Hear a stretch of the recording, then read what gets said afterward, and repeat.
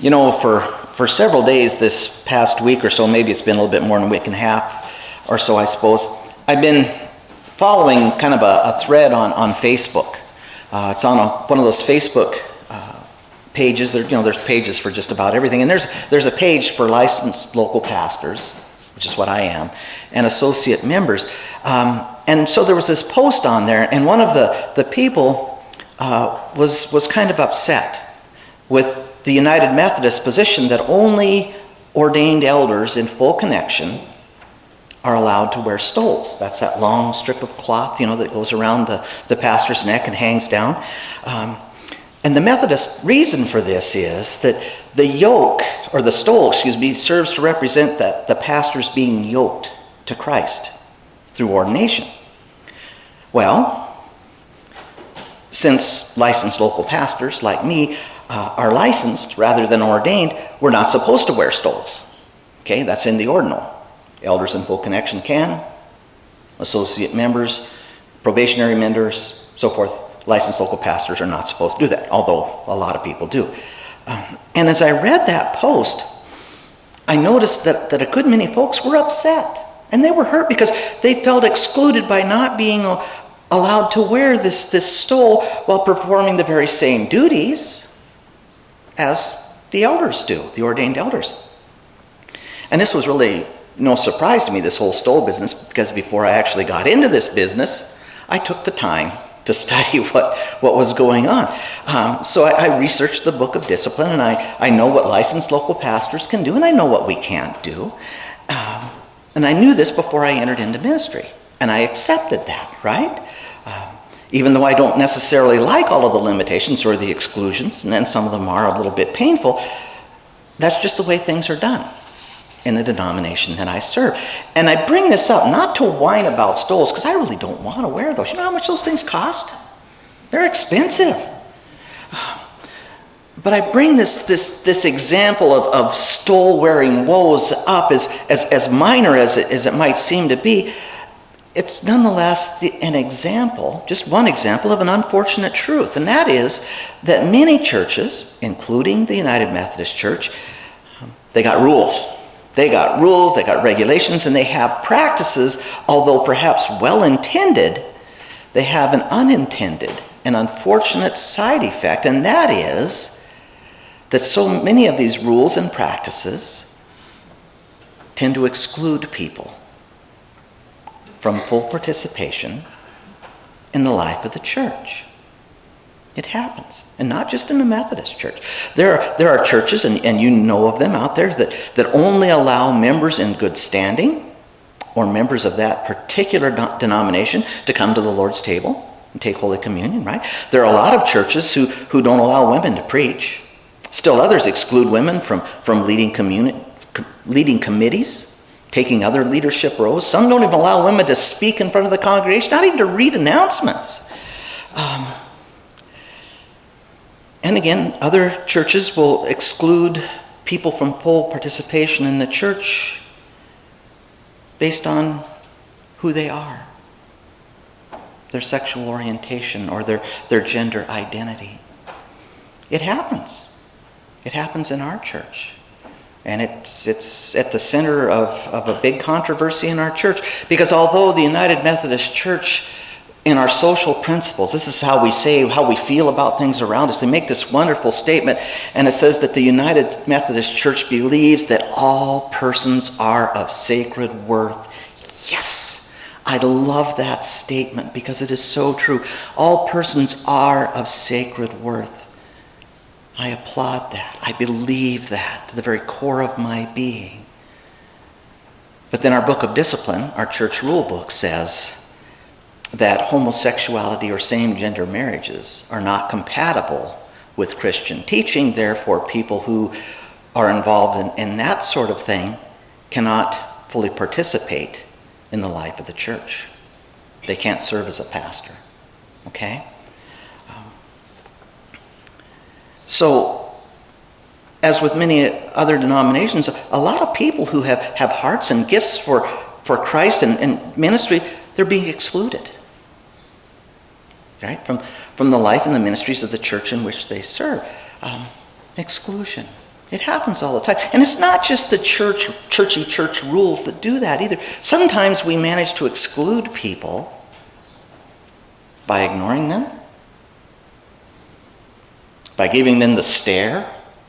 You know the one I'm talking about, right? Have you ever gone into a cafe, a small cafe in a small town where you're not from? You know what I'm talking about. I see the smiles. You've seen the stare. How welcome did you feel? Not so much. We can exclude people by that. Because with that stare, with that body language, arms crossed, we're telling them, you're not one of us. Right? So there are all sorts of ways that we manage to exclude people from really the life of the community of faith. And sadly, that's the way it is. It's been that way for a long time. I'm not making this stuff up, folks. Jesus talks about that today in our gospel lesson. Because even in Jesus' day, there were a lot of people who were so concerned with the rules of how we do church, holding positions of power within that church, that they were willing to exclude people who didn't just agree with them in every aspect of all things. In our gospel lesson today, we hear Jesus taking kind of pot shots at them, right? When he's, how will I compare the children of this generation, right? Because he notes that they'd had fault with John. Said he had a demon because he wasn't eating and he wasn't drinking. And then when Jesus came along and he did eat and drink, we said, well, no, he's a drunk and a glutton.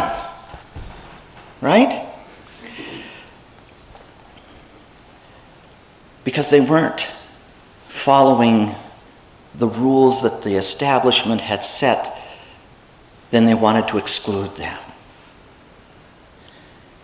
That's what Jesus is talking about. That's where he kind of starts out in the passage that we've read today. But he doesn't stop there because he goes on to remind us of something important. When we read these words from Jesus, we need to realize who we're listening to really, because he goes on to remind us in this passage, again, as he does in many others, that we most clearly see God. We most clearly behold God's wisdom and God's plans in Jesus the Christ. Right? He tells us that. He says, my Father has handed all things over to me. No one knows the Son except the Father, and nobody knows the Father except the Son. And anyone to whom the Son wants to reveal him. And then at the same time, he also tells us that all things have been placed under Jesus' authority. Whatever Jesus says, whatever Jesus does, carries the full weight of God the Father's authority. And he has a reason to tell us this, because he's not bragging about himself. Not at all. What he is doing is kind of establishing the groundwork to support what he says next.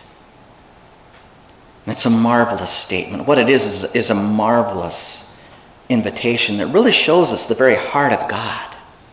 Because then he says, come to me, all you who are struggling hard and carrying heavy loads, and I will give you rest. Put on my yoke and learn from me. I'm gentle and humble, and you will find rest for yourselves. My yoke is easy to bear, and my burden is light. Love that passage. Matthew chapter 11, verses 28 through 30. I love that. Because I love who the invitation is addressed to. Did you notice that? Because Jesus doesn't limit his invitation just to a select few. He's not just wanting to talk to the people who have got their acts together, the people who do church just like they're always supposed to do church, the people who just really feel that they've got it all together. No. He goes beyond that. His invitation is to all. A-L-L. All are invited. Especially those who didn't or felt that they didn't fit in. Okay?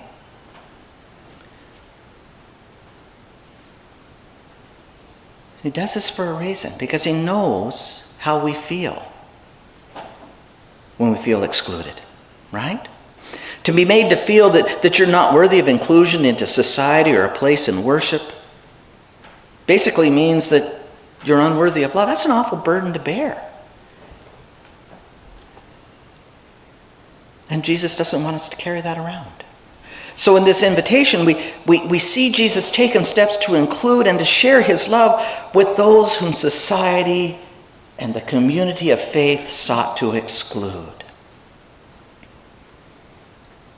Jesus has chosen to reveal God to all people.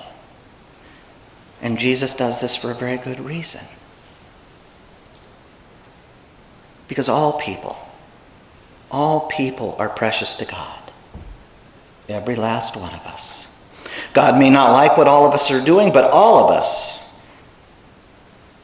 every last one of us, is loved by God. So God wants for all people to be in a relationship with him. So when Jesus tells us to put on my yoke, we need to understand that in the context in which it was issued. In that time when draft animals were in use, when you put on somebody's yoke, you were obeying that person. When an oxen put on the farmer's yoke, it was so that the oxen could obey that person. When we put on the yoke of Christ, that means that we are ready to obey Jesus Christ. So he says that. He wants us to enter into this obedient and loving relationship with him rather than staying with some sort of a slavish relationship of what Eugene Boring calls the artificial burdens of human religion. Love that statement. Because the trouble with human religion is where it comes from. Remember what Paul was telling us today, right? I know what's good, but I can't do it. Right? He tells us of our condition. If you were to go a little bit later, or do a little more reading in Romans, you'd find out that he tells us that we've all sinned and fall short of the glory of God. Humans, all of us, every last one of us, are imperfect. We have these sinful inclinations, and we have a regrettable tendency to value self over others. We tend to value what we like over other things. And that affects how we relate with people. Because the people who are most like us, the people who pose the least threat to our fragile sense of security, those are the ones that we're going to want to associate with more often. And all of the other ones, the ones with whom we don't agree, the ones who look or dress differently than we do, the ones who have different ethnic backgrounds or different faith traditions, or whose sexual orientation or gender identity is not like ours, they're more apt to be excluded by us, either by act or omission. We'll either ignore them or try to find ways to make them think that they're not welcome in our company. But even as we realize that we're doing this, we need to also remember that all of humankind, those who are like us and those who are not like us, are still all God's children. And that God, who cherishes all of his children, does not want anyone to be excluded. So if we're serious about this whole business of yoking ourselves to Christ, of obeying him, we need to be serious about obeying his commandments, right? Because remember, if you read through here, Jesus doesn't command us to judge others. He doesn't command us to single out people and say, no, you're not fit company for me. Doesn't do that. No, that's beyond our capabilities to do it right. He simply tells us to do what we can do, and that is to love other people. To treat them like we'd want to be treated. You all know how you want to be treated, right? That's not so hard. Well, then treat other people like you want to be treated. See, that's what he's getting at. Let there be no doubt in your mind. Jesus calls to all of us again today.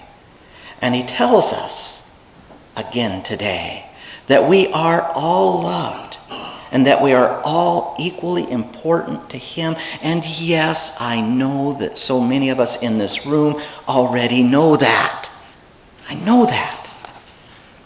But we got a lot more neighbors outside of this room than we do inside. Okay, we know a lot more people who are not in this sanctuary than we do who are in it right now. And so many of our neighbors who are outside of this room don't feel as loved as you and I do, or even as lovable, worthy of love, as you and I feel ourselves to be. A lot of our neighbors have been beat down by society or hurt by the church, or they've made mistakes in their lives that they feel renders them unworthy of love. And they're carrying awful burdens with them as they go. They're struggling along on their own, trying to make their way in life, not realizing that Jesus is eager to help them, that he issues an invitation that includes them. Right? So let us, you and I, remember who and whose we are. We are Christians. And that means our primary allegiance is to Jesus Christ, to do those things that he tells us to do. And what he tells us to do, we can do, which is to go out and love our neighbors and invite them to be a part of who we are. Let each of us do just that. Amen.